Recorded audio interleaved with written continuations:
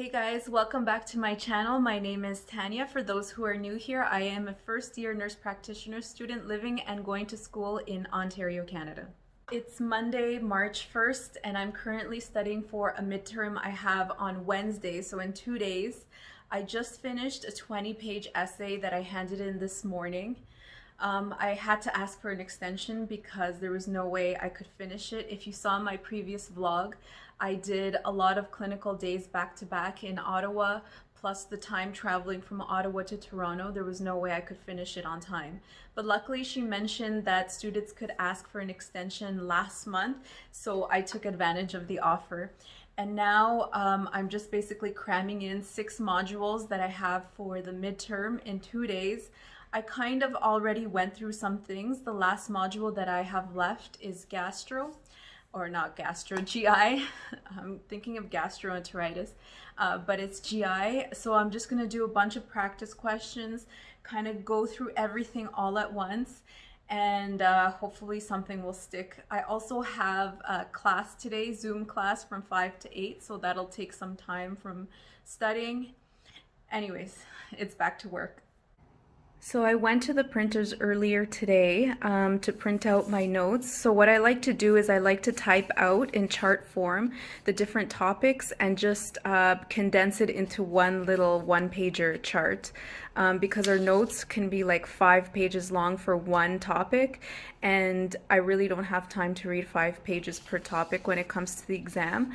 So I like to put it like this, so it's all in one chart in landscape mode. And I'm gonna go and highlight everything that I have, especially the things in bold. So I try to put one condition per page. So this one is abnormal uterine bleeding. This is premenstrual bleeding, and then this would be postmenstrual. So I like to put it so a little bit about the condition, the history, physical and diagnostic. We're also supposed to know differential, so I'm going to put it somewhere here at the end. We're not doing treatment this semester. That'll be next semester, so that's why I don't have treatment options here. So basically it's from presenting to the diagnostics, with particular emphasis on diagnostic testing. So I have literally 50 pages of this, so that's what I'll be doing, and practice questions. This is the current situation at my desk. I still need to go through and hole punch everything that I printed this morning. I have a couple sheets from U of T Family Medicine, my notes that I did from last quiz, the diagnostic quiz, that's helping a lot. And then I'm gonna go through some practice questions, and hopefully I will finish some of it or majority of it before 5, before our Zoom class today. I just made myself some matcha tea. I drink matcha tea instead of coffee because I find it gives me less palpitations and it lasts longer. And it's also healthier. So I'm just gonna sit down and go through all of this and just read some more things. So I went over my notes. I highlighted the keywords, and this is what it looks like. I try to remember for the exam, just so let's just say this, endometriosis, I remember like keywords, classic triad, laparoscopy, transvaginal ultrasound, like just keywords, one word, and then I know what the rest of the sentence is. I don't know if that makes sense. And then, so I just did the female visit, or the female examination. I color-coded them, female and male. I also did the male as well. Yeah. So hopefully it sticks.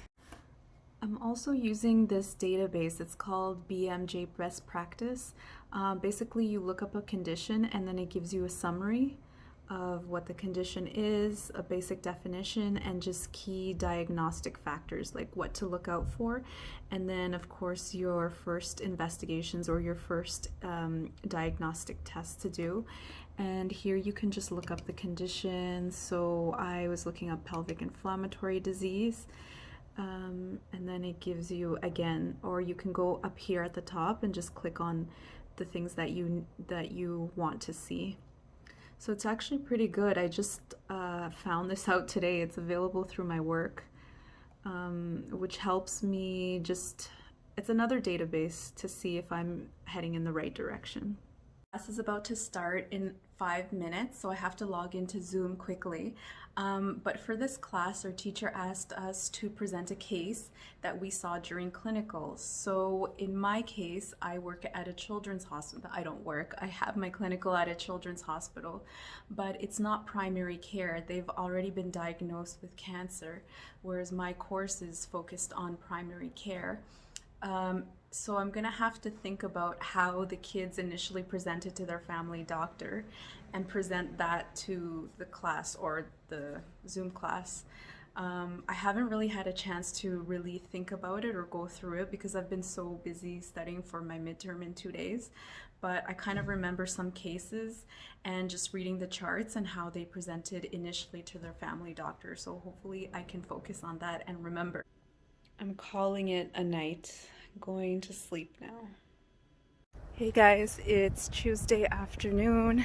I did manage to wake up around 6:30 this morning, but I physically didn't get out of bed until 7, so I'm still proud of myself though. I did a lot of reviewing. I reviewed the GI chapter in about 4 hours. So now I decided to take a break because my lower back starts to hurt if I sit down for too long. And I need to get up and stretch and move, so I'm on my way to the store to pick up some things. I'm walking there. It's about -12 outside right now, but I'm bundled so you can't really feel it, and it's a nice walk. The sun is out, that's why I have my sunglasses. So I'm just gonna enjoy this walk and go back and study some more.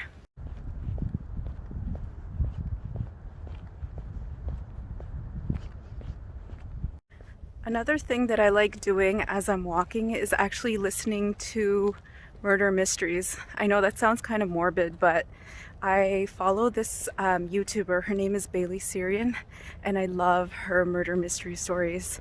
They're based on real life stories, but I listen to them. They're about 30 minutes long, and by the time I finish listening to them, I'm already where I want to be at the store. So it's really good. So that's what I'm gonna do now. I have my buds in to listen to the murder mysteries.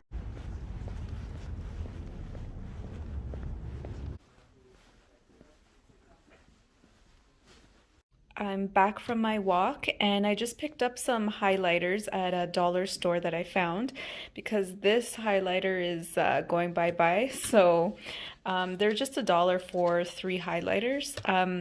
So yeah, and now I am going to continue studying and reading over my notes. I wanted to show you guys my whiteboard. It's magnetic, so I can stick my notes on here, and it's just in front of my desk area, so I can just look up and look at my notes. So here I wrote out the quadrants of the abdomen, so right upper quadrant, left upper quadrant, and where you would find the like pancreatitis, appendicitis, the locations, the different locations, because I was having a hard time visualizing. So I just decided to write here, and it's very useful. I write keywords underneath the condition for me to remember. So pancreatitis would be acute sudden pain, and the tests that you would test for would be lipase or amylase with ultrasound. Right lower quadrant, appendicitis with CT, and I already know this is a gradual onset of pain. And diverticulitis would be left lower quadrant. And the test you would do is contrast, CT with contrast. I already know different things about appendicitis, like McBurney's point, all the signs that you have to test for it, but these are the keywords that I was not remembering. So again, I can go back and just write certain keywords. I don't want to write out full sentences because I won't remember full sentences on the exam, just keywords. Good morning. It's Wednesday morning, early morning, 7 in the morning. I woke up early to study for the exam. It's in 8, 9, 10. It's in 3 hours, so I'm getting some last minute studying done. Hopefully it will help. I don't know. I'm nervous, but at the same time, I'm just like, you know what, whatever. It's only worth 20%. Well, I shouldn't say only worth 20%, but it's just things I tell myself not to stress out. So I'm literally going through my notes quickly, like bullet points, and just focusing on the bolded stuff. I actually lost these notes yesterday, that's why they're not highlighted, and I thought I didn't print it, and I found it on the kitchen table this morning. So that's why it's not highlighted, but at least I did some bolded things. So I'm going like quickly through everything, like just 10 seconds. Okay, acne rosacea, the hallmark are pustules, papules, nodules, and they have no comedones. That's another big difference between acne rosacea and vulgaris. So I'm just doing those things like just for all of the modules, and there's 6 modules in total. This is it, guys. Test starts in about 20 minutes. I have to log on. It's a proctored exam, so I have to clear out all my stuff from my desk.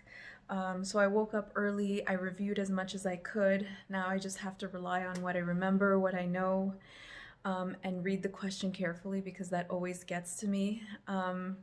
Test is about an hour and a half.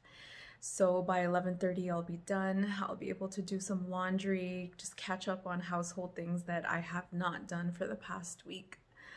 So breathing exercises before I start, and yeah, it'll be done in 90 minutes.